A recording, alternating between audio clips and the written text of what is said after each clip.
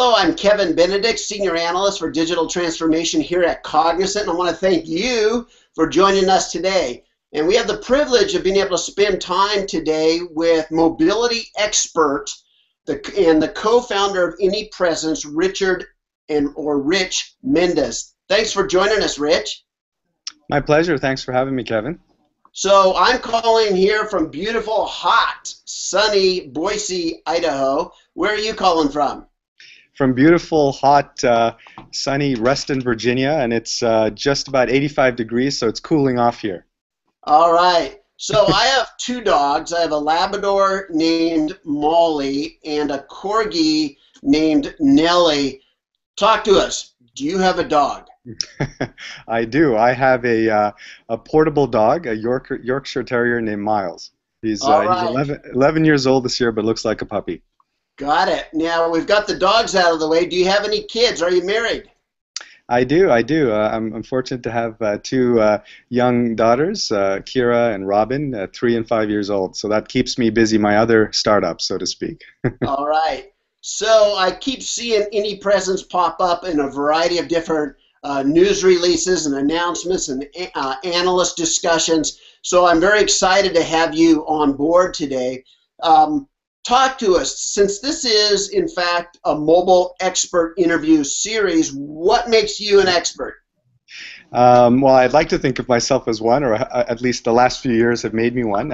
I've been in the enterprise software space for a while, Kevin, so working at companies like SAP, Siebel Systems, Oracle, and have been involved in a variety of different mobile products, but have spent the last 3 years building up AnyPresence, really understanding what the modern needs are of enterprises with respect to building mobile apps and trying to embody and solve those problems within our AnyPresence solution. So what made you think it was a good idea to introduce yet another mobile solution into the market? Sure. If I boil it down into a quick synopsis, I think one of the challenges we saw enterprises struggling with, Kevin, was there were a lot of solutions on the market to help build mobile apps across different platforms, but they were all proprietary in some way, shape, or form. So if you built an app on that platform, you were kind of locked into it. And one of the basic tenets or philosophies behind AnyPresence is if somebody builds an app in AnyPresence, we want to give them the accelerants of a platform, but not lock them into our solution. And that's one of our big differentiators. Yeah. Okay, but isn't that the model that all startups hope to accomplish, is to attract their clients, lock them in for the long term, and make a fortune? Absolutely. I think we want to lock them in, though, by proving the value of the platform so that they see as they go through the process of building an app on AnyPresence that it is fast and highly more productive versus building it from scratch. But if they choose to, for whatever reason, decide to go maintain that code on their own or stop using AnyPresence, perhaps for that particular app while they use this for others, they have the option to do that. Very good. So you've been in the mobility space for how long? How many years? With AnyPresence, it's been just over 3 years. Okay. But prior to AnyPresence, working on others. Yeah, personally, man, I would say since pre, Apple and Google, certainly. All right. So let's talk about what you've seen different when you're talking to your clients and partners. What are you seeing different in 2014, here in July of 2014, that was different from last year? Sure. I think it's a good question, Kevin. I think what we're seeing is an accelerant of some of the things we've seen in the last 2 years where everyone understands that mobility is here to stay now and that mobile first is certainly a viable strategy when it comes to building applications.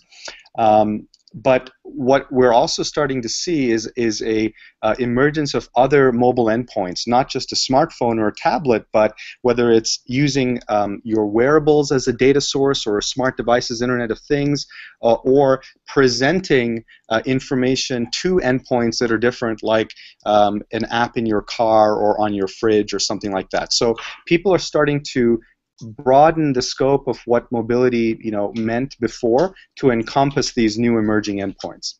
Got it. And I'll be asking you some additional questions on the Internet of Things and wearables here in a few minutes. Right now, for those that aren't intimately aware of what the acronym MBaaS or MBaaS means, can you introduce that concept to the market? Sure.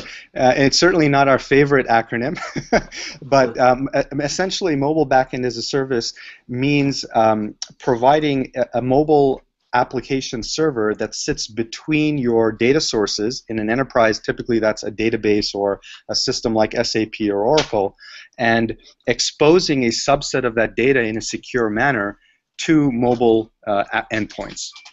And MBaaS is a subset of what AnyPresence provides as part of the output that we generate. Got it. So do you have a different acronym that you prefer? No, I think, you know what, I'm all about not trying to create new ones, and so if people understand that, then that's good, and we'll support it. But we do, you know, it is a subset of one of the components that we provide. Got it. Now, recently, I was reading that Gartner analyst Richard Marshall. He has he was commented in an article, and let me just read this comment. And if I could get your feedback on it, that'd be great. Sure. So, transition in mobile app development from the I guess let me start out. Put some context. He says there's a transition in mobile app development from the monolithic server-based middleware approach, which is historically associated with enterprise-focused mobile app development platforms, to an incremental pay-as-you-go cloud-hosted model introduced by MBaaS. Do you see that trend out there? Yeah, I think, you know, what Richard's a smart guy, and what he's referring to is what the MBaaS vendors introduced earlier on, which is a completely cloud-hosted mobile application server. Typically that persisted data for people building consumer apps, which has now been adopted by some enterprises. You know, what we're seeing is that there's really no silver bullet, as you know, Kevin.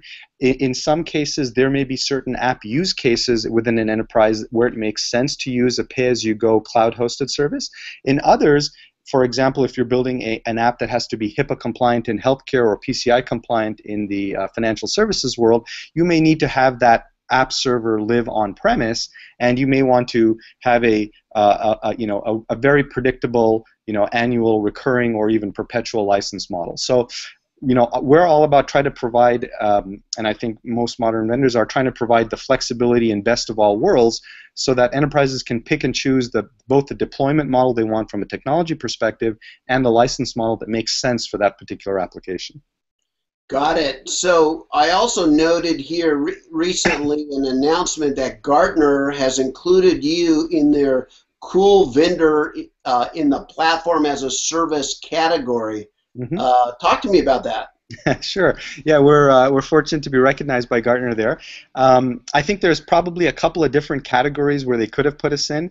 You know, Richard and the folks there put us in the platform as a service space because they view what we do as sort of like an application platform as a service, meaning I can log into the AnyPresence designer, which is cloud-based, define a mobile application, even have the apps compiled natively in the cloud, and then provided back to the end users or deployed via an MDM or MAM solution to an enterprise app store.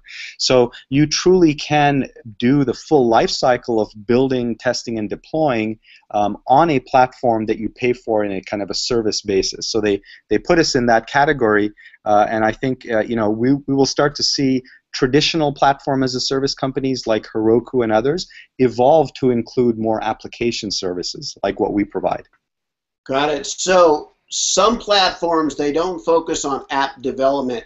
Now, when I go to your website, it says, in fact, that you can design, build, and deploy all in a cloud-based environment. Talk to me about that. Sure. So if you look at traditional MeApp or MadP solutions, they were trying to solve the classic development problem of, hey, let me provide you with an IDE or development environment that you're familiar with, but it's on-premise, so that you can build these applications, what I guess Richard refers to as kind of the monolithic environments. What we saw was that the reality in enterprise development was it was much more fragmented than that, right? You may have people within an IT organization working on an app while Cognizant, for example, with some offshore developers is also collaborating on that app. And so we took the approach of saying, let's create a cloud-based designer environment that's collaborative, where you can define and build an app. You can generate the source code, but then in the spirit of not being locked into something proprietary, if a developer wanted to customize the user experience or UI at the individual platform level, they can take that source code, open it up in Xcode or Android Development Toolkit, and make those changes without any constraints or limitations. That is extremely powerful. The Internet of Things is getting a lot of buzz today. Yep. Yep. Now, I wrote an article 3 years ago where I predicted that the machine-to-machine, or the Internet of Things, and enterprise mobility would in fact converge around the same platform. Yep. Do you agree or disagree with that? I completely agree, and I agree based on discussions that we're starting to be involved more and more with customers and prospects. And I think it's actually convergence of 3 areas, Kevin. It's mobility or mobile platforms, Internet of Things, and API management. I think we're going to start to see convergence of, certainly API management in mobile platforms, and then certainly the Internet of Things as it comes to interacting with those 2 elements.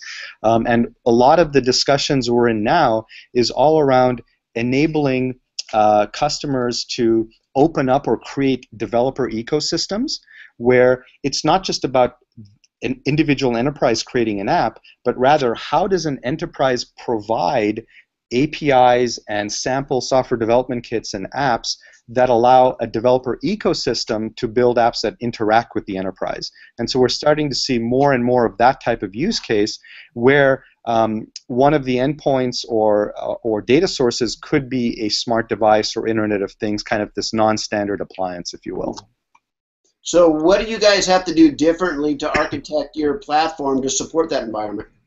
Sure. So I think we made some good decisions early on, Kevin, in our architecture where we're agnostic to data sources and how things are represented. For example, when we generate source code for a specific mobile platform, we've actually abstracted this concept of a source code generator by platform. So if we want to support a new device, for example, let's say there's a standard for the way apps are displayed on refrigerator doors, we can build a generator specifically for that. So we've made some architectural investments, if you will, early on to support it. But one of the things that we need to do is get on board with providing out-of-the-box connectors to emerging Internet of Things and M2M standards, whether that's Zigbee or other kind of home automation and other standards that are being embraced by those vendors. Got it. So let's look forward now. We've talked a little bit about the past and the roots of your organization and what made you want to put it together and what you're doing now. How are things going to look different in the year 2018 from what they do this year in 2014? It's moving so fast, Kevin. So I can only imagine. But I think we're on the tipping point here of the convergence, as you call it, with Internet of Things and smart devices. Just as though you can't imagine, not having a laptop or a mobile device from a personal perspective to access the internet. I think in the near future, anything that's plugged in or has a power source will probably have connectivity to the internet. And so having all of these devices talk to one another, whether it's your garage door talking to your car, or your car talking to your watch, or talking to your refrigerator, or what have you, I think there'll be some fantastic new application patterns, interaction patterns, UI patterns, etc., emerging as we start to see all of these devices interact with each other, and the requirements therein from that interaction will impact development platforms like AnyPresence and folks in our space. Got it. Thank you very much for sharing. The last question for you today, Rich. Has a mobile device ever caused marital discord in your relationship? If you were to ask me, I would say no, and if you were to ask my wife, she might say something different. But I've been very fortunate. We'll never watch this, so don't worry about it. Yeah, right. Probably true. But she's been great, and of course, I recently got a gift, this Pebble smartwatch. And so Okay. I can discreetly see text messages and calls without having to actually physically pull my phone out of my pocket. So this might be the antidote for marital discord related Oh to yeah, mobile it's devices. gonna make you look bored the whole time. You'll be looking at your watch as somebody's trying to talk to you. I can see this. Oh, this isn't gonna solve anything, Rich. Got it. Well, Rich, I want to thank you so much for sharing your insight and knowledge with all of us here today. Thanks, Kevin. Always a pleasure. Thank you very much. Cheers. All right. Take care.